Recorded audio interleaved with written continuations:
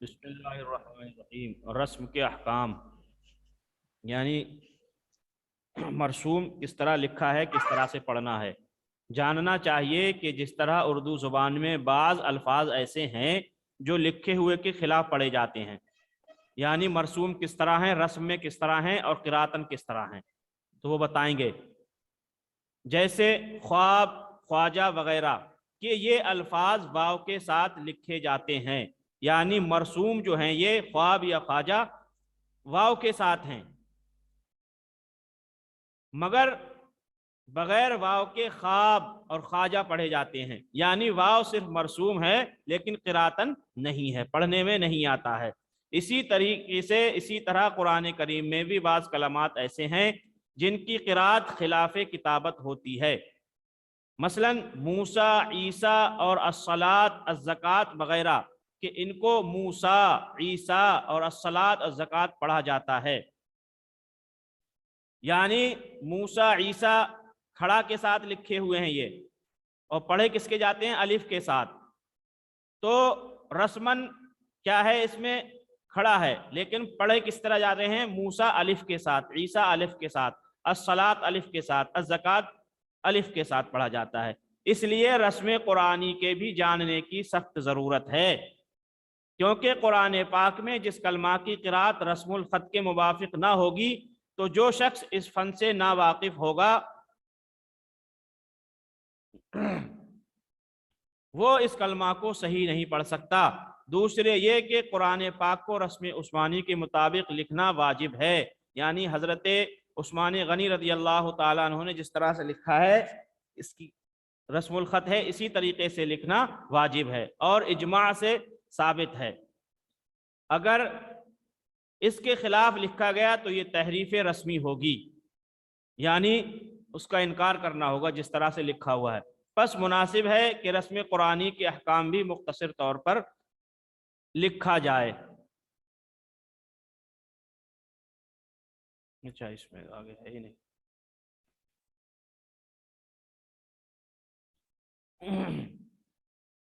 یعنی رسم ایسے علم کو کہتے ہیں جن کے ذریعے قرآن کریم کی کتابت کا حال معلوم ہو، اور اسی کو رسم عثمانی بھی کہتے ہیں۔ اس کی دو قسمیں ہیں، ایک رسم قیاسی، دوسرے رسم غیر قیاسی۔ اب رسم قیاسی کس کو کہتے ہیں؟ رسم قیاسی کہتے ہیں کلمات قرآنیہ کے قراءت کے موافق مرسوم ہوں تو اس کو رسم قیاسی کہتے ہیں، یعنی جس طرح سے مرسوم ہو، یعنی جتنے الفاظ لکھے ہوں اتنے ہی پڑھے جاتے ہوں، اس کو کیا کہیں گے؟ رسم قیاسی۔ یعنی مثل ملک الناس، اب ملک الناس میں جتنے الف لکھے ہوئے ہیں اتنے ہی پڑھنے میں آئیں، اس طرح سے سمجھ لیجئے جتنے الفاظ مرسوم ہوں، رسم الخط میں ہوں، اتنے ہی قراءتن ہوں، اتنے ہی پڑھے جانے والے ہوں۔ ملک الناس میں جس طرح لکھے ہوئے ہیں اسی طریقے سے پڑھا جا رہا ہے، تو اس کو کیا کہیں گے؟ رسم قیاسی۔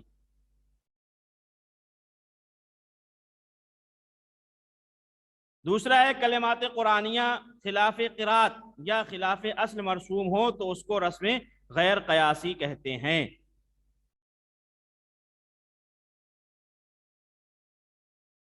خلاف قراءت کی مثال ہے مالکی اور ایلافی۔ اب مالکی میں پڑھا الف جا رہا ہے اور لکھا ہوا کھڑا ہے، ایلافی میں پڑھا الف جا رہا ہے لیکن لکھا ہوا کھڑا ہے وغیرہ۔ اور خلاف اصل کی مثال وَيَدْعُ الْإِنسان، اس میں لکھے ہوئے زائد کلمہ ہیں، زائد حرف ہیں لیکن پڑھنے میں کم آ رہے ہیں۔ وَيَدْعُ الْإِنسان میں الف جو ہے وہ زائد ہے، تو جتنے لکھے ہوئے ہیں اتنے پڑھنے میں نہیں ہے، قراءتن نہیں ہے۔ اور رسم غیر قیاسی کی دو قسمیں ہیں، ایک اصطلاحی، دوسری احتمالی۔ اصطلاحی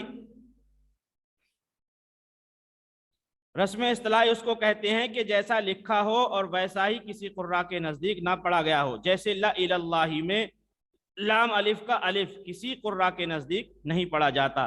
رسم احتمالی اس کو کہتے ہیں جس کلمہ میں دوسرے قراءت کا احتمال ہو، جیسے ابراہمہ میں ایک قراءت، ابراہیمہ دوسری قراءت، تیسری قراءت ابراہامہ بھی ہے، ان دونوں قراءت کو شامل ہے۔ تو کہہ رہے ہیں کہ رسم غیر قیاسی کی دو قسمیں ہیں، ایک اصطلاحی دوسری احتمالی۔ ہر ایک کی تعریف اور حکم وغیرہ اوپر کی تمام کتابیں پڑھنے پر معلوم ہوگی، یہاں صرف اثبات رسم کے متعلق چند قواعد بیان کیے جاتے ہیں۔ اثبات رسم کا مطلب یہ ہے کہ حرف مرسوم ہو لیکن پڑھا نہ جاتا ہو، اسی وجہ سے اس کو زائد بھی کہتے ہیں۔ بسم اللہ الرحمن الرحیم۔ واو جمع کے بعد ہر جگہ الف لکھا جائے گا مگر پڑھا نہ جائے گا، جیسے قتالو، تو قتالو میں واو جمع ہے، اس کے بعد الف ہے، تو کہہ رہے ہیں واو جمع کے بعد ہر جگہ الف لکھا جائے گا مگر پڑھا نہ جائے گا، جیسے قتالو وغیرہ۔ مگر کالوہم اوزنوہم اور جاؤ باؤ فإن فاؤ والذین سعوا تبوأوا الدار میں واو جمع کے بعد الف مرسوم نہیں ہے۔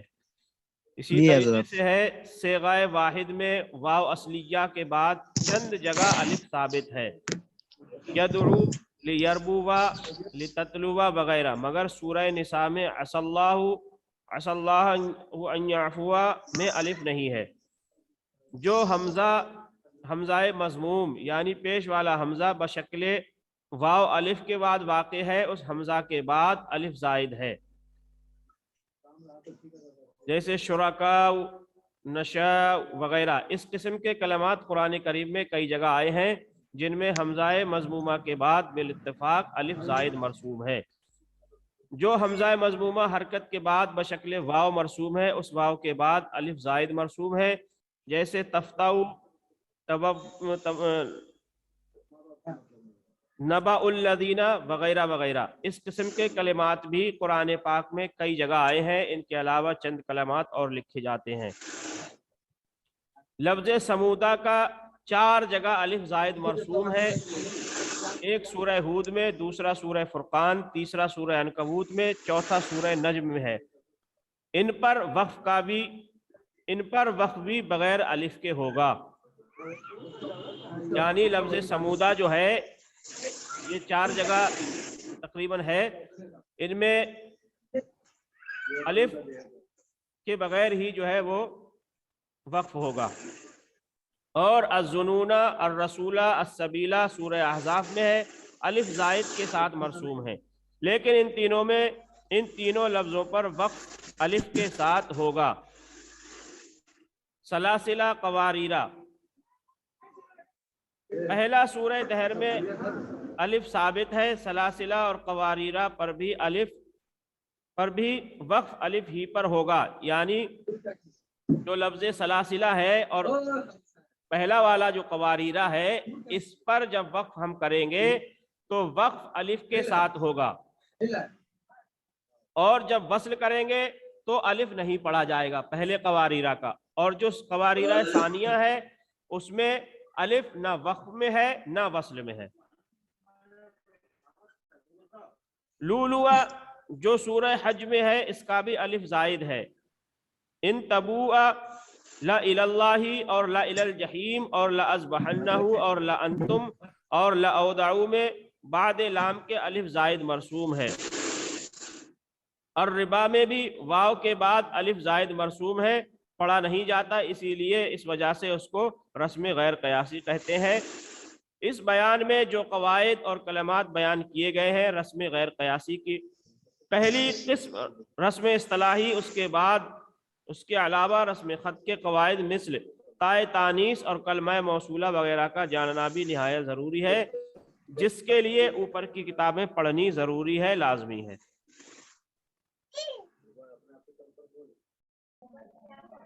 بسم اللہ الرحمن الرحیم۔ فوائد متفرقہ یعنی الگ الگ فائدے، فائدے کی جمع فوائد، متفرق کی متفرقہ یعنی متفرق ایک، الگ الگ، متفرقہ الگ الگ، تو الگ الگ فائدے یہ بتا رہے ہیں۔ قرآن پاک میں جہاں 2 حمزہ جمع ہیں ان کو خوب صاف اور ضبط کے ساتھ ادا کرنا چاہیے، یعنی خوب صاف جو ادا کرتے ہیں اس کو کیا کہتے ہیں؟ تحقیق کہتے ہیں، جو اس سے پہلے آپ لوگ پڑھ چکے ہیں۔ تو کہہ رہے ہیں قرآن کریم میں جہاں دو حمزہ جمع ہو ان کو خوب صاف اور ضغطہ یعنی ضغطہ کے ساتھ ادا کرنا چاہیے، یعنی جھٹکا کے ساتھ ادا کرنا چاہیے۔ البتہ لفظ اعجمی کے دوسرے حمزہ میں تسہیل ہے، اور تسہیل کا مطلب یہ ہے کہ حمزہ کو حمزہ کے مخرج اور الف کے مخرج کے درمیان سے ادا کریں کہ حمزہ الف کے مشابہ معلوم ہو۔ اب تسہیل کس کو کہتے ہیں وہ اس سے قبل بھی میں بتا چکا ہوں تفصیل کے ساتھ، لیکن پھر ایک بار اور میں واضح کر دوں۔ حمزہ کے قواعد ہیں، جب دو حمزہ جمع ہو تو ان کے 4 قاعدے بنتے ہیں۔ نمبر 1 تحقیق، جو دو حمزہ جمع ہو تو خوب صاف کر کے ادا کرنا چاہیے۔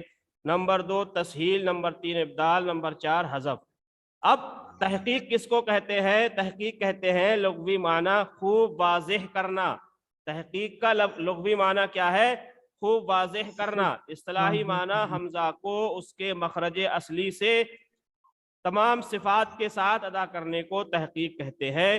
تحقیق کا قاعدہ ہے جب دو حمزہ جمع ہو، جب دو حمزہ قطعی یا ایک یا 2 کلموں میں جمع ہو جائیں تو دونوں کو خوب ظاہر کر کے پڑھنا چاہیے، جیسے اَأَنْتُمْ، اَأُنْزِلَ وغیرہ۔ نمبر 2 تسہیل۔ تسہیل کا لغوی معنی ہے آسان کرنا۔ تو تسہیل کون سے لفظ میں ہے؟ اعجمی میں۔ تسہیل کا لغوی معنی آسان کرنا، اصطلاحی معنی حمزہ کو تحقیق اور ابدال کی درمیانی حالت کے ساتھ پڑھنے کو کہتے ہیں۔ روایت امام حفص رحمۃ اللہ تعالی علیہ میں صرف ایک جگہ حمزہ پر تسہیل ہے، اور وہ ہے لفظ اعجمی، سورہ حامیم سجدہ کا دوسرا حمزہ ہے۔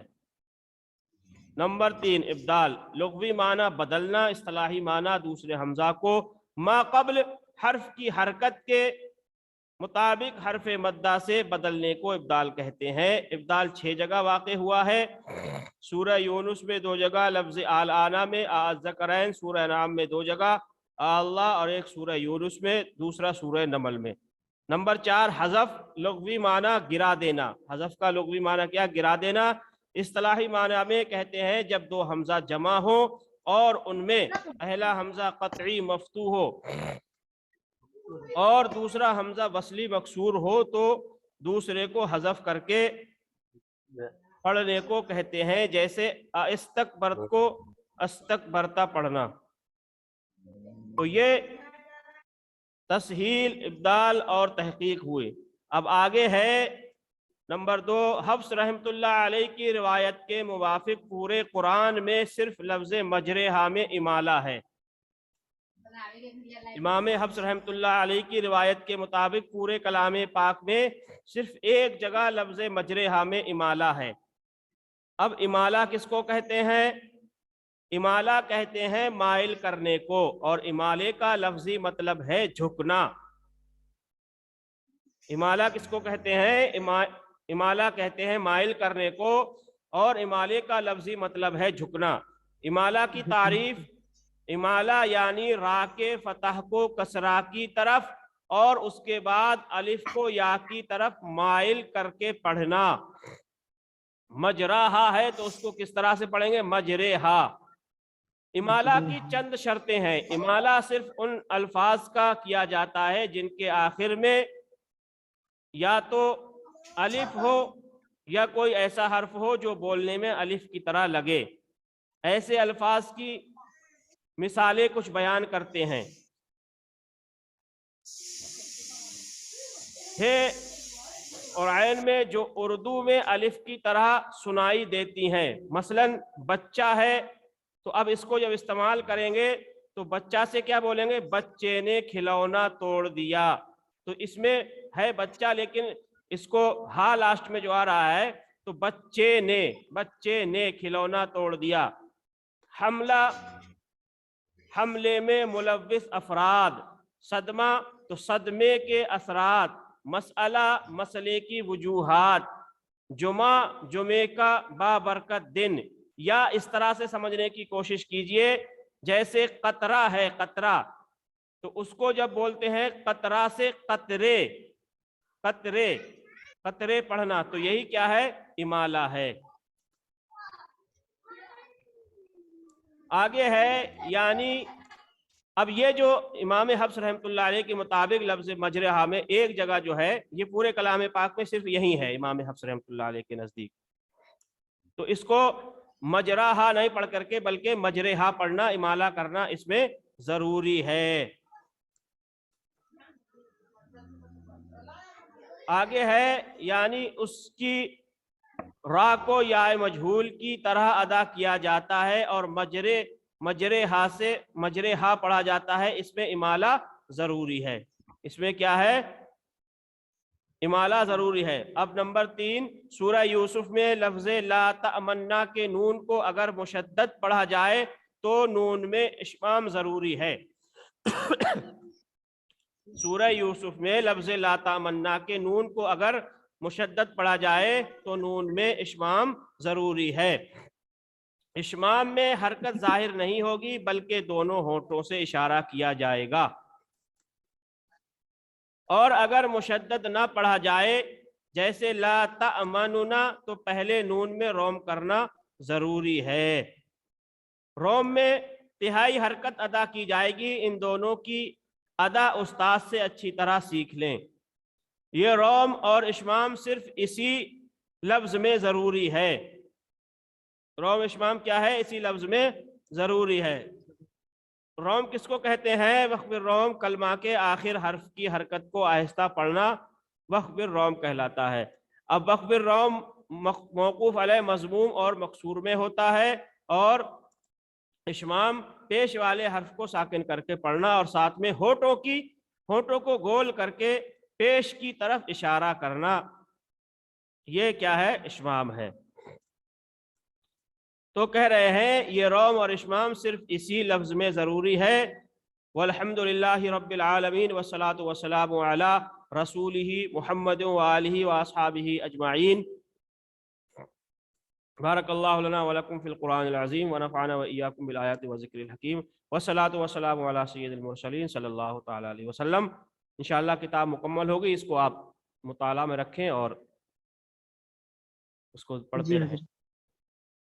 السلام علیکم۔